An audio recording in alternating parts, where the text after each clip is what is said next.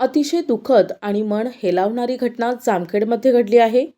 शहरातील नव्या कोर्टाच्या शेजारील शेतामध्ये कानिफ पवार आणि त्यांचा मुलगा सचित पवार या बापलेकाने गळफास घेऊन आत्महत्या करत आपली जीवनयात्रा संपविली आहे.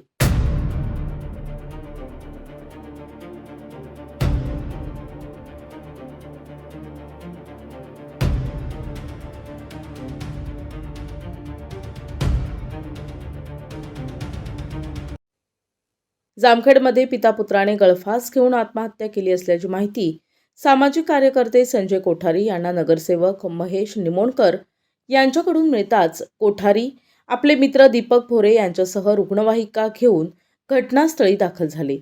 घटनास्थळावरील दोन्ही मृतदेह त्यांनी जामखेड येथील ग्रामीण रुग्णालयात दाखल केले असता वैद्यकीय अधिकारी डॉक्टर प्रकाश ओमासे यांनी त्यांना मृत घोषित केलंय.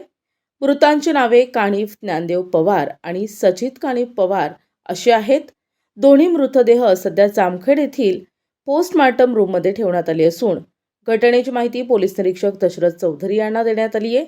या नगरसेवक संतोष गव्हाळे यांनीही मदत केली असून आत्महत्येचे नेमके कारण अद्याप अस्पष्ट आहे. पोलीस या प्रकरणाचा पुढील तपास करत आहेत. प्रतिनिधी नंदू परदेशी, NTV न्यूज मराठी, जामखेड, अहिल्यानगर.